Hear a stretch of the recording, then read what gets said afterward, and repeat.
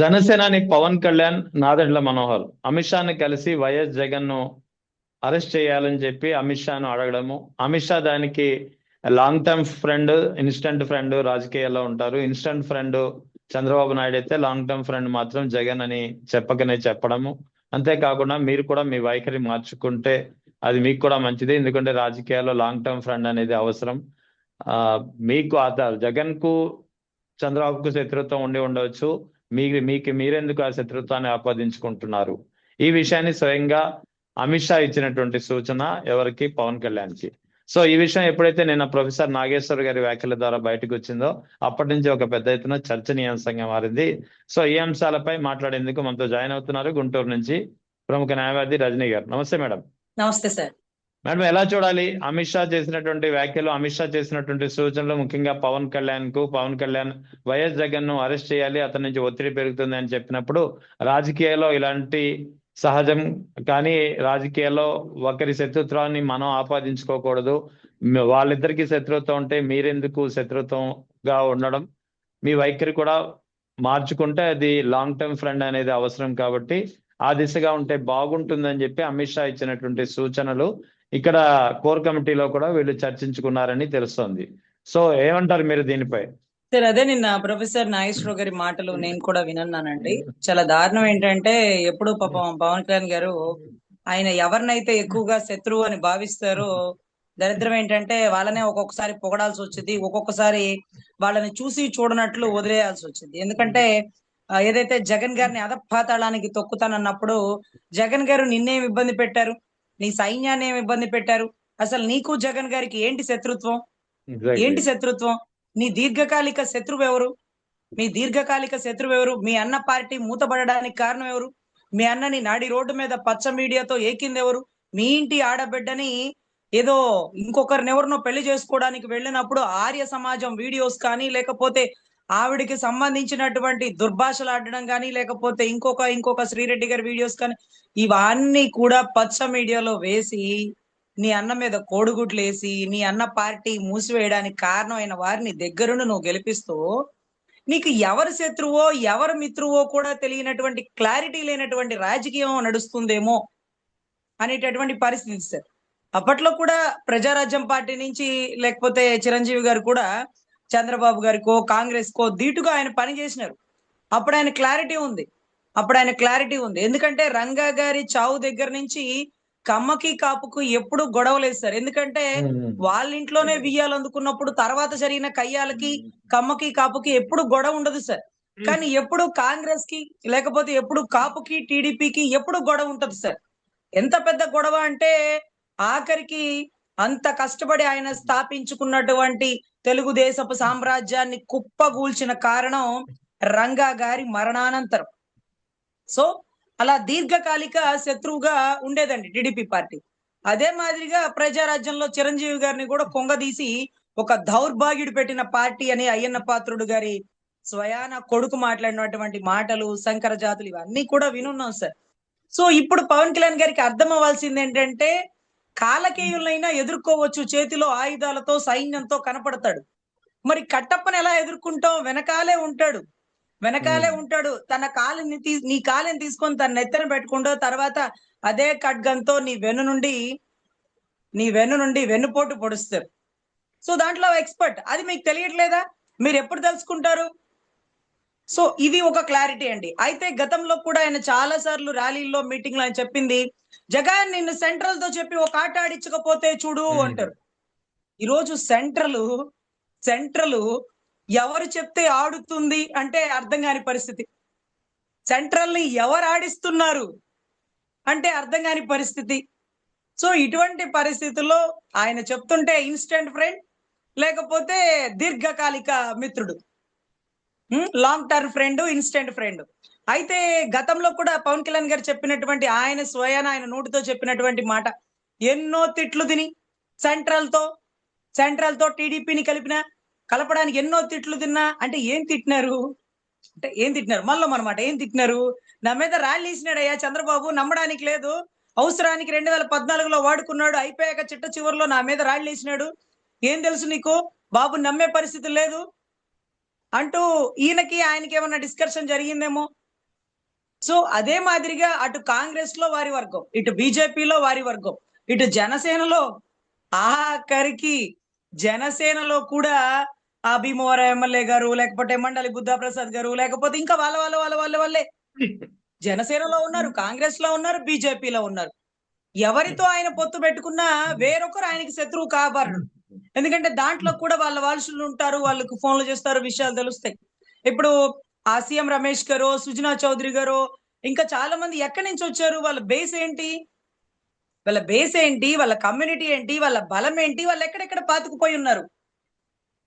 So అది అది చాలా ఆలోచించదగిన విషయం అండి. సార్ చెప్పినటువంటి మాట ప్రకారం అమిత్ షా గారిని కలిసి ఆ ఇక ఆయన అరెస్ట్ చేయకపోతే మాకు ఇక్కడ విలువ లేనట్టుగా ఉంది. ఆయన చాలా కేసుల్లో ముద్దాయిగా మేము చూపిస్తున్నాము, కానీ అరెస్ట్ చేయలేకపోతున్నాము అని ఒకవేళ మాట్లాడితే, ఎవరు చూపిస్తున్నారు ముద్దాయిగా? నువ్వా? నీకు అధికారం ఉందా? లేదు కదా. చంద్రబాబు గారు చూపిస్తున్నారు. చంద్రబాబు గారు ఎందుకు చూపిస్తారు? చంద్రబాబు గారికి ఆయనకి గొడవ. నువ్వు మధ్యలో ఎందుకు దూరుతున్నావు? నీ సైన్యాన్ని ఎందుకు ఇబ్బంది పెడుతున్నావు? నువ్వెందుకు దూరుతున్నావు? రాష్ట్రానికి విపత్తు చేస్తున్నాడండి జగన్. ఎలా ఎలా అమ్మా, ఎలా? రాజధాని డెవలప్ చేయట్లే. రాజధాని అసలు ఎవరన్నా డెవలప్ చెయ్యగలరా? 54,000 ఎకరాలు కాకుండా ఇంకా భూమి కలెక్ట్ చేస్తుంటే, అంత భూమి ఏ రాష్ట్రానికైనా రాజధానిగా ఉందా? ఢిల్లీ రాజధాని ఎన్ని స్క్వేర్ ఫీట్స్ లో ఉంది, ఎంత ఎక్స్టెన్షన్ లో ఉంది తెలుసా మీకు? సో దారుణం ఏంటంటే సార్, గతంలో అనుభవం లేని జగన్ గారు 30,000 ఎకరాలైనా తీసుకోండి సార్, కానీ గవర్నమెంట్ భూమి తీసుకోండి సార్ అని. ఒకవేళ గవర్నమెంట్ భూమి తీసుకొని ఉండుంటే ఈ రోజు ప్రభుత్వం మీద భారం ఉండుండేది కాదు. ప్రభుత్వం రైతులకు డబ్బులు కట్టాల్సి ఉండేది కాదు. ప్రభుత్వానికి సంబంధించి ప్రతి ఏటా కౌలు ఎన్ని కోట్లు రైతులకు వెళ్ళిపోతుందో మరి. ఎందుకు ఇంత భారం? మనం తలకు మించిన భారం ఎందుకు నెత్తినేసుకున్నాం? ఎందుకంటే ఒక వర్గాన్ని డెవలప్ చేసుకోవడం కోసం చంద్రబాబు గారి గీసిన ప్లాన్ లో 2014లో నువ్వు దగ్గరుండి సహకరించి వాళ్ళ సామాజిక వర్గాన్ని జీవితకాలం ఆగర్భ శ్రీమంతులుగా మార్చడానికి నీ వంతు సహాయాన్ని నువ్వు అందించి, మమ్మల్ని కూడా సహాయంలో పావుల్లాగా మార్చి ఈ రోజు 25% లాభాల్లో వాటాలు ఇవ్వాలి రాజధాని రైతులకి దీర్ఘకాలికం. వాళ్ళు అసలు 3 పంటలు పండే భూమి ఎందుకు, 1,500 ఎకరాలు చాలు అన్న నువ్వు ఈరోజు 54,000 ఎకరాలు కాకుండా ఇంకా కూడా తీసుకుంటానంటే, అసలు నీకు అర్థమవుతుందా పవన్ కళ్యాణ్ గారు? ఎవరు శత్రువు, ఎవరు మిత్రులు, ఎవరు డెవలప్ చేద్దాం అనుకున్నారు, ఎవరు వారి వర్గాన్ని మాత్రమే డెవలప్ చేసుకుందాం అనుకున్నారు? పోర్ట్ సిటీ డెవలప్ అయితే ఎవరు డెవలప్ అవుతారు? మత్స్యకారులు డెవలప్ అవుతారు. అదే మాదిరిగా అక్కడ ఉండేటటువంటి మెడికల్ కాలేజీలు 17 మెడికల్ కాలేజీలకు పర్మిషన్ తెస్తే ఎవరు డెవలప్మెంట్ అవుతారు? పేదలకి వైద్యం అందుతుంది, పేద బిడ్డలకి మెడికల్ కాలేజ్ సీట్లు అందుతాయి. ఇవన్నీ చేసిన వ్యక్తులు ఎవరు? సచివాలయాన్ని ప్రజలకి అందుబాటులో చేసి ఎంఆర్ఓల్ని, ఎండిఓల్ని కలవడానికి కూడా అవకాశం లేని వ్యక్తుల్ని, సచివాలయ సిబ్బందిని కలిసి ఇంటింటికి పథకాలు వస్తున్నాయని వాలంటీర్లను తిప్పి ప్రజలకి విద్యని, వైద్యాన్ని అందుబాటులో పెట్టినటువంటి గత ముఖ్యమంత్రి ఎక్కడ? ఒక అమరావతి మాత్రమే డెవలప్మెంట్ చేయాలి, అమరావతిలో రాష్ట్రం అంతా పెట్రోల్ ఇబ్బంది వచ్చిన పర్లా, అమరావతిలో మాత్రం బుల్డోజర్లు, అమరావతిలో మాత్రం డీజిల్ పెట్రోల్ ఉండాలి. రాగల రోజుల్లో వచ్చే వర్షాకాలంలో ఈ వరద ఉద్రిక్తత ప్రదేశమైన అమరావతి నిండా నీళ్లు నిండిపోతే ఆ నీళ్లని తోడి మళ్ళీ కృష్ణానదిలో పోయడానికి ఎత్తిపోతల పథకం లాగా చెయ్యాలి. దీనికి ఎంత డీజిల్, ఎంత పెట్రోల్ ఖర్చు, ఎంత కార్యవర్గం ఖర్చు, ఎన్ని మోటార్ల ఖర్చు, ఎంత కరెంటు ఖర్చు, ఎంత మంది పని చేయాలి దీని కింద? కుంభ వర్షంలో ఎంత మంది పని చేయాలి సార్? అసలు ఎందుకు అసలు కింద పడేయడం పైకెత్తుకోవడం లాగా ఉంది సార్. మీకు తెలుసో లేదో, ఖాళీ భూమిలో పిచ్చి మొక్కలు మొలుస్తాయి అని మీకు తెలుసా సార్? ఆ మొలిచిన మొక్కల్ని కట్ చేస్తే మళ్ళీ మొలుస్తాయి అని మీకు తెలుసా కదా సార్? కానీ ఆ మొక్కల్ని కట్ చేయడానికి కోట్లు, మళ్ళీ వాటికి వస్తే మళ్ళీ కట్ చేయడానికి కోట్లు. అరే రే ఖజానాలో డబ్బులన్నీ చిల్ల పెంకులు చేసినట్టు ఇసిరేస్తుంటే పిచ్చోడి చేతుల్లో రాయి అయిపోయింది సార్. ఈ రోజు రాజధాని కానీ, డెవలప్మెంట్ కానీ, అభివృద్ధి కానీ ఎటు విసురుతున్నారో తెలియట్లా, ఏం చేస్తున్నారో తెలియట్లా. అరే మేం పన్నులు కట్ట డబ్బు అయ్యా స్వామి, మీ హెరిటేజ్ లో డబ్బు కాదు, మీ ఇండస్ట్రీలో, సినిమా ఇండస్ట్రీలో డబ్బు కాదు, మా సొమ్ముని అసలు మొక్కలు కట్ చేయడానికి ఇవన్నీ ఏంటి? ఇవన్నీ కూడా అమిత్ షా గారి దగ్గర జరిగినటువంటి డిస్కషన్ ఏమో. దీని తర్వాత మొన్న మధ్య సార్, గతంలో అసెంబ్లీలో చెప్పారు, నేనేమి ప్రత్యేకించి జగన్ గారిని సంబోధించలేదు. అసలు అవును ఆయనకేం పని చేయడానికి లడ్డూలో కల్తీ గురించి కూడా అన్నారు సార్. అప్పుడే అవును మేము అనుకున్నాం స్టాండ్ మారిందేదో అవును అని. కానీ ఇవాళ చాలా క్లారిటీగా ఇచ్చేసినారు స్టాండ్. ఏమంటే మీరు మీ పని చేసుకోండి. మీరు మీ పంచాయతీ శాఖన ఆ ఏదో లాస్ట్ దాంట్లో ఉన్నట్టుంది. కొంచెం ఫస్ట్ కి తెచ్చుకునే ప్రయత్నం చేయండి. అటవీ శాఖ ఉన్నట్టుంది కదా, కలర్ఫుల్ గా డ్రెస్లు వేసుకొని మీరు అడవుల మధ్యలో చేతులు వేసి, అంటే చెట్ల మీద చేతులు వేస్తే ఆ శాఖ డెవలప్మెంట్ అవ్వదండి. ఆ శాఖని ఎలా అభివృద్ధి చేయాలి, ఆ శాఖలో ఉండేటువంటి కార్యవర్గం పని చేసే వాళ్ళు ఉన్నారా, లేకపోతే నిద్రపోయే వాళ్ళు ఉన్నారా, లేకపోతే పక్క వాళ్ళకి అమ్ముడు పోయే వాళ్ళు ఉన్నారా చూసి ఆ శాఖలో ఉండేటటువంటి కలెక్టర్లను మార్చుకుని తెచ్చుకుని ఆ శాఖని డెవలప్ చేసుకోండి. అంతేకాని వారిని అరెస్ట్ చేయాలి, లేకపోతే వీళ్ళ జోలికి వెళ్ళాలి, వీళ్ళని అదప్ పాతాళాన్ని తొక్కాలి. అరే వాళ్ళని ఏం తొక్కుతావు అదప్ పాతాళానికి? పక్క పార్టీని అదప్ పాతాళానికి తొక్కుతాను అనే బదులు నీ పార్టీని ఎలా పైకి లేపాలో ఆలోచించుకో. నీ యా జనసేన బలోపేతం చేసుకో. ఈ 3 సంవత్సరాలు పాపం వాళ్ళకి కమిటీలు లేవు, లేకపోతే ఎమ్మెల్యేలకి పవర్లు లేవంట. జగన్ ని తిట్టడం మానేసి మీరు మీ నియోజకవర్గాల్లో పవర్ గా పొగరుగా చక్కగా పనిచేయండి, మంచి గుర్తింపు తెచ్చుకోండి, జనాల్లో గుడ్విల్ తెచ్చుకోండి. వాళ్ళు అరుచుకుంటారో తన్నుకుంటారో ఎందుకో, నీకెందుకు మధ్యలో? నువ్వు నీ శాఖను డెవలప్ చేసుకో, నీ పార్టీని డెవలప్ చేసుకో, కమిటీలు వేసుకో. అంతేకాని జగన్ గారి అరెస్టు జోలికి మాత్రం వెళ్ళకు అంటూ ప్రొఫెసర్ నాగేశ్వరరావు గారు చాలా క్లారిటీగా చెప్పారు సార్. గతంలో కూడా సెంట్రల్ తో చెప్పి ఇదిగో నీ పని పట్టిస్తానన్నారు. ఈ రోజు సెంట్రలే అందరికీ చెప్తుంది. సెంట్రల్ తో చెప్పి ఆడిస్తానంటే ఈ రోజు సెంట్రల్ ఎవరు ఆడిస్తున్నారు సెంట్రల్ ని? అంటే సింహం సింగేల్ అన్నట్టుగా ఉండే పరిస్థితి అయితే ఉందండి. సరే, whatever it may be, ఇకపైనైనా ఆయన శాఖల మీద ఆయన కాన్సన్ట్రేట్ చేసి డెవలప్ చేసుకుంటూ జనసేన పార్టీని బలోపేతం చేస్తూ ఈ 3 ఏళ్లలో కొంచెం ప్రభుత్వంలో భాగంగానే ముందుకు వెళ్ళాలని. కానీ జగన్ గారిని ప్రశ్నిద్దామా అంటే సెంట్రల్ ఒప్పుకోదు. చంద్రబాబు గారు చేస్తున్న అరాచకాల్ని ప్రశ్నిద్దామా అంటే కూటమి ధర్మం. మరి ఆయన ఎవరిని ప్రశ్నించాలి? మేం కనపడతాం ఎదురుగా జన అదే సైన్యం. నువ్వు వైసీపీ కోవట్టు, నువ్వు టీడీపీ కోవట్టు. ఓకే టీడీపీ కోవట్టు అయినా పర్లేదు పని కానిచ్చేసేయండి. కానీ వైసీపీ కోవట్టు ప్రశ్నిస్తున్నావా, నువ్వు వైసీపీ కోవట్టు, నువ్వు లేచెల్పో. నన్ను ప్రశ్నించేవారు నా వారు కాదు, నన్ను శంకించేవారు నా వారు కాదు, నేను చెప్పింది వినేవారే నా వారు, వాళ్లే నా వెంట రండి. ఇటువంటి పరిస్థితుల్లో ఆయన ఎవరిని ప్రశ్నించాలో కూడా అర్థం కాని పరిస్థితి ఉంది సార్. అటు ప్రశ్నిస్తే సెంట్రల్ ఒప్పుకోదు, ఇటు ప్రశ్నిద్దామంటే కూటమి ధర్మం ఒప్పుకోదు. What ever it may B, ప్రజల్లోకి వెళ్ళి మమేకమయ్యి పార్టీని బలోపేతం చేసుకోవాలని మా తరపున అభ్యర్థన సార్. అమిత్ షా ఒకటి గారి మాట చంద్రబాబు సార్. చంద్రబాబు నాయుడే పవన్ కళ్యాణ్ ద్వారా అడిగించారంటారా అమిత్ షాకి వెళ్ళి జగన్ అరెస్ట్ చేయమని చెప్పి? సార్ మొన్న మధ్య తెలంగాణకి నరేంద్ర మోడీ గారు వచ్చిన వెంటనే మరుసటి రోజు ఢిల్లీలో చంద్రబాబు గారు అపాయింట్మెంట్ పెట్టుకున్నారండి అమిత్ షా గారికి. అమిత్ షా గారిని ఆల్రెడీ ఆయన కలిసినాడు. అమిత్ షా గారికి ఆయన ఆల్రెడీ నో చెప్పుంటారు, మీరు సొంత పెత్తనాలు చేయకండి, మీ పని మీరు చేసుకోండి, ఆయన జోలికి వెళ్ళకండి. ఆయన జోలికి వెళ్తే 3500 బూతులు బతుకులు బయటకు తీస్తాడు. ముగ్గురం కలిసి ఎలా గెలిచినామో బయటకు తీస్తాడు. ఎలక్షన్ ఇప్పుడే క్యాన్సిల్ అయిపోతుంది. ఈ 3 ఏళ్లు పరిపాలన చేసుకుంటారా, లేకపోతే ఎలక్షన్ కమిషన్ ని ప్రశ్నిస్తూ కోర్టులో కేసులు వేసుకుంటూ తిరుచుకుంటూ, లేకపోతే ప్రజల్లో అనుమానాలు సంధిస్తూ, ఓహో వీళ్ళు ఇంకా గెలవలేదనమాట, మన 40% తో ఓటింగ్ తో పాటు కొన్ని దొంగ ఓట్లు వేసుకున్నారనమాట, దొంగ ఓట్లు వేసుకోబట్టే గెలిచినారనమాట, అంటే మా జగన్ అన్నని అన్యాయం చేసి మోసం చేసి మీరు దొంగతనంగా గెలుస్తారా అంటూ గనక ప్రజల్లో వ్యతిరేకత వస్తే బై ఎలక్షన్స్ కూడా వస్తాయి, జెమినీ ఎలక్షన్స్ కంటే ముందు వస్తాయి. అవసరమా అధ్యక్ష? మనకి 3 ఏళ్లు ఉంది, మీ పని మీరు చేసుకుని ఆయన పని ఆయన చేసుకుంటారు. మీరు ఎందుకు ఆయన గెలుగుతారు? ఆయన మనం తప్పు చేసినామని తెలిసినా ఏముందిలే ఇంకా 3 ఏళ్లేగా, ఇటు కళ్ళు మూసుకుందాం ఇటు తెరుద్దాం అని ఓపిక్ గా ఉన్నాడు. పోయి సింహాన్ని కదిలించకండి, అది గర్జించిందంటే దాని సౌండ్ తోనే చచ్చిపోతాం. అంత పెద్ద సౌండ్ చేస్తుంది రాష్ట్రం అంతా అంటూ కూడా చాలా ఇన్ఫర్మేషన్ అయితే ఇచ్చి ఉంటారు సార్. ఎనీవే ఈ 3 ఏళ్లు స్తబ్దుగా ఉంటారని పవన్ కళ్యాణ్ గారిని మేమైతే భావిస్తున్నాం. ఎనీవే ఆయన స్తబ్దుగా ఉండాల్సిన పని కూడా లేదు, చక్కగా ఆయన శాఖలు డెవలప్ చేసుకుంటూ పార్టీని బలోపేతం చేసుకుంటే ఇద్దరిలో ఒకళ్ళు కొట్టుకుని ఒకళ్ళు మిగిలారు అనుకోండి, ఆ ఒకళ్ళతో పవన్ కళ్యాణ్ గారు పోరాడితే ఇవాళ కాకపోతే రేపైనా ఆయన ఒక స్థాయికి రావాలని వస్తారని కోరుకుంటాను సార్, ఆశిద్దాం. అదే మాదిరిగా అమిత్ షా గారు ఇచ్చిన ఇన్స్ట్రక్షన్స్ రాష్ట్రం మొత్తమే కాకుండా మీకెలా తెలిసింది సార్ అని ప్రొఫెసర్ నాగేశ్వరరావు గారిని మనం అడక్క ముందే ఆయన చెప్పిన సమాధానం ఎమ్మెల్యేలందరినీ కూర్చోబెట్టి మనోహర్ గారు అమిత్ షా గారు ఏం చెప్పారో వాళ్ళకి చెప్పండి అంట.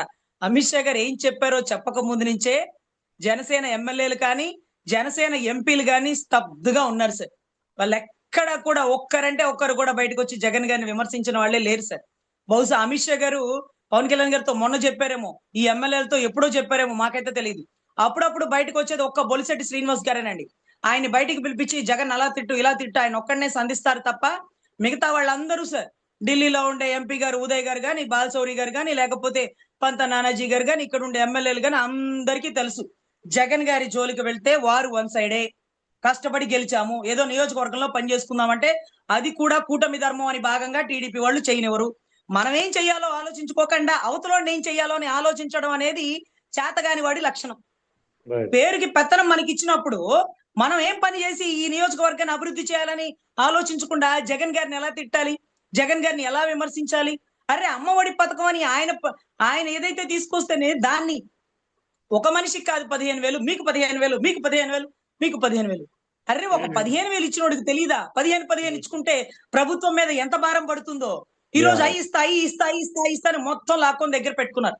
పథకాలు Right, ఏముంది మూలను కూర్చున్న ముసలమ్మ కూడా ఇచ్చిద్ది బటన్ నొక్కన్నారు. మీరు నొక్కండి బటన్ స్వామి, మీరు నొక్కండి.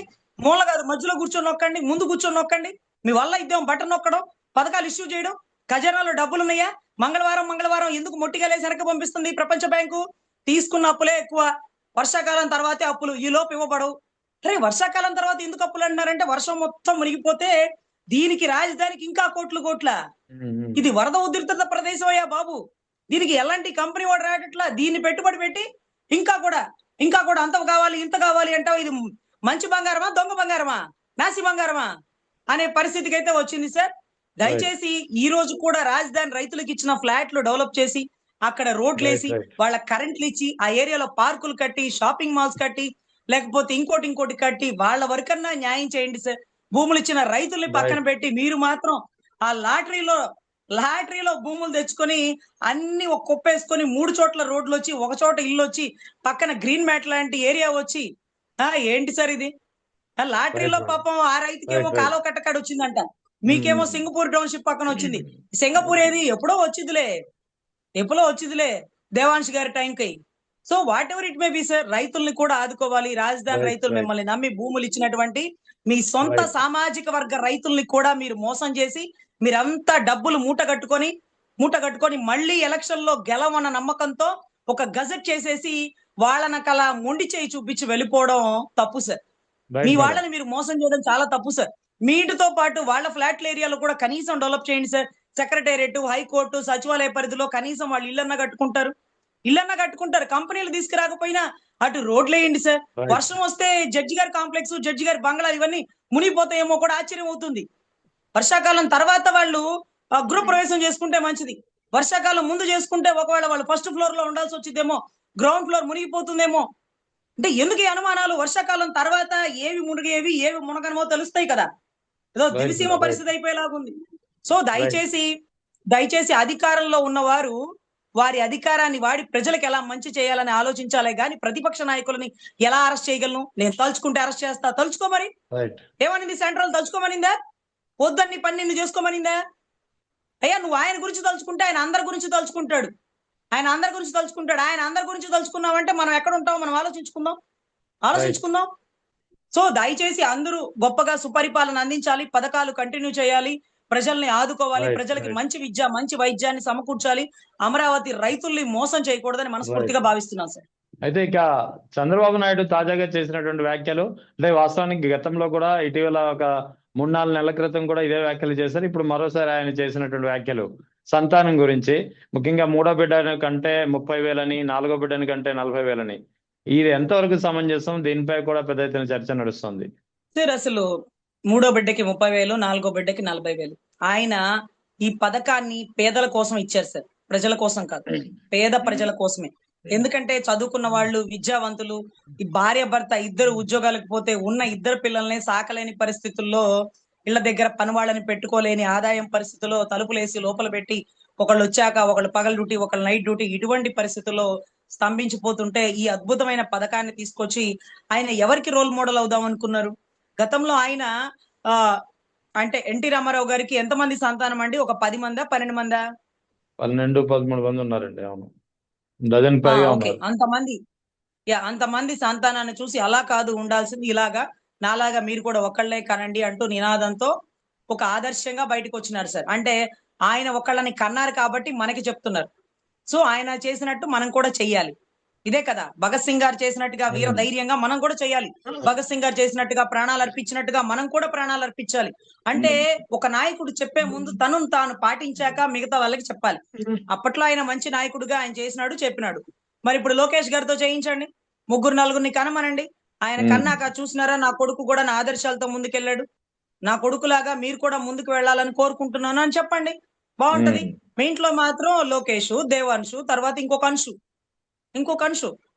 సో అదేంటో మీకు మాత్రం ఆడపిల్ల అవసరం రాలా. మీరు మాత్రం మీ ఇంట్లో లోకేష్ గారితో పాటు పట్టీలు వేసుకొని, గజ్జలు వేసుకొని, పట్లంగాలు వేసుకొని, అంటే నవ్వుతూ చక్కగా తుళ్ళుతూ తిరిగి ఆడబిడ్డ మీకు అక్కర్లా, లోకేష్ గారికి అక్కర్లా. కానీ మా ఇంట్లో మాత్రం ప్రతి ఆడబిడ్డ కోసం మీరు ఆలోచించి, అంటే మా ఇంటి ఆడబిడ్డల కోసం, ఇంట్లో ఆడబిడ్డలు లేరనుకోండి, అసలు వద్దనుకున్నారనుకోండి ఓపెన్ గా, అదే ఆశ్చర్యం.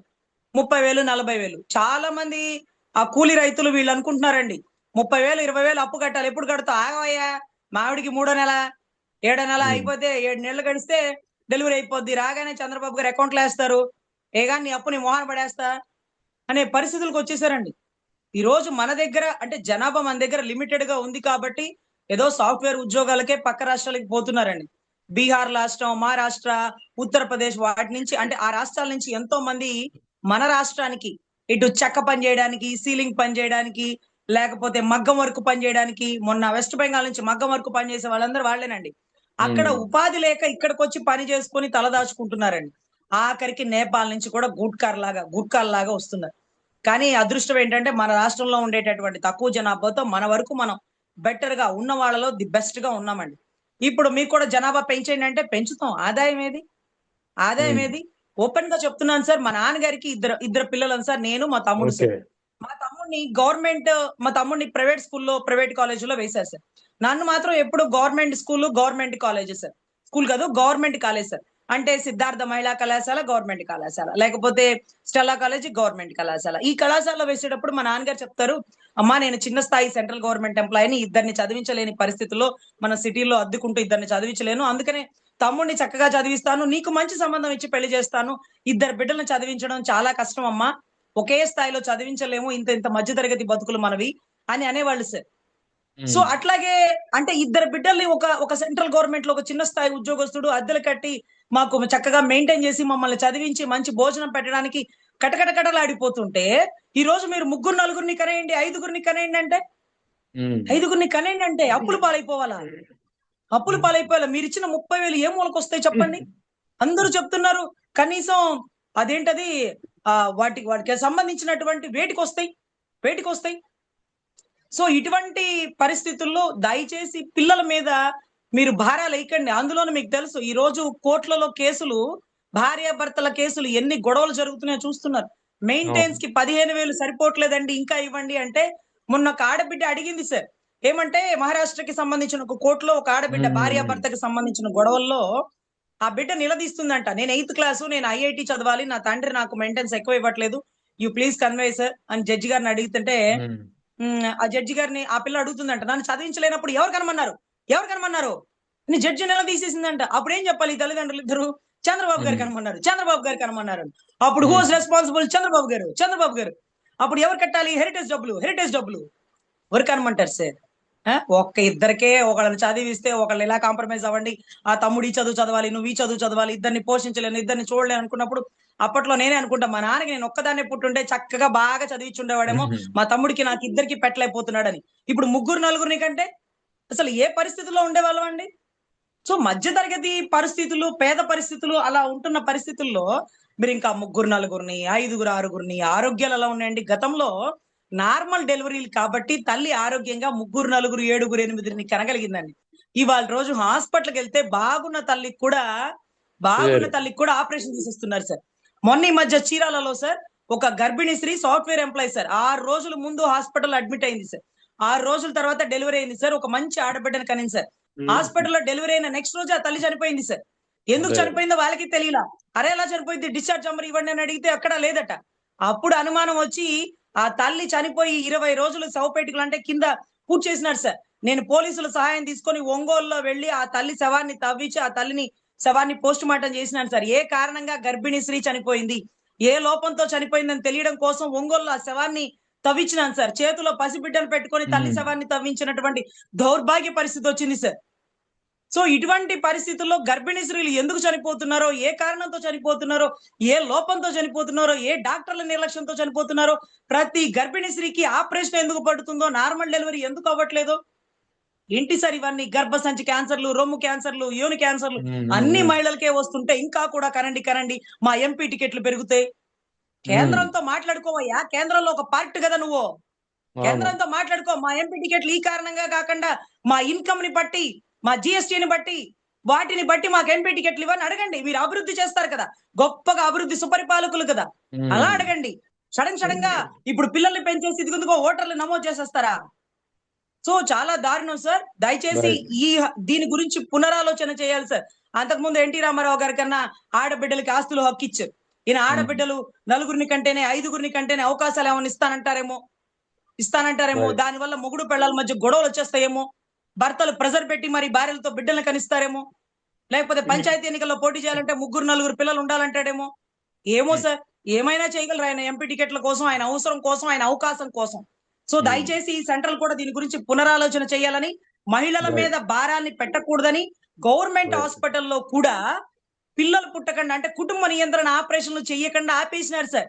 మీకు ఇద్దరేనా? చెయ్యం, ముగ్గురు నలుగురిని కన్నాక చేస్తాం అంటే ఈ ఆపరేషన్ కి ఎంత ఖర్చు అవుతుందో తెలుసా సార్? ఇప్పుడు ప్రైవేట్ హాస్పిటల్స్ డిమాండ్ పెరిగిపోయినాయి సార్. ప్రైవేట్ హాస్పిటల్లో చేస్తున్నారు, గవర్నమెంట్ హాస్పిటల్ ఆపేసినారు. చంద్రబాబు గారు హుక్కుం జారీ చేసినారేమో. ఇద్దరు బిడ్డల తల్లి తన బిడ్డకి కుటుంబ నియంత్రణ ఆపరేషన్ చేశాకే అత్తగారింటికి పంపించింది. అత్తగారింటికి పంపించడానికి లేక, ఇక్కడ ఆపరేషన్ చేసుకోవడానికి లేక, చేతిలో డబ్బు లేక పసి బిడ్డను పెట్టుకొని 8 నెలల నుంచి తల్లి బిడ్డని పుట్టింట్లోనే పెట్టుకుంది. రాష్ట్రాన్ని ఏ పరిస్థితికి తీసుకువెళ్ళిపోతున్నారో అసలు అర్థమే కావట్లేదు సార్. దయచేసి పునరాలోచన చేయాలని, మహిళల గురించి ఆలోచించాలని, వాళ్ళ ఆరోగ్య ఆర్థిక విషయాల మీద కడు కాన్సన్ట్రేషన్ చేయాలని నా ఆవేదన సార్.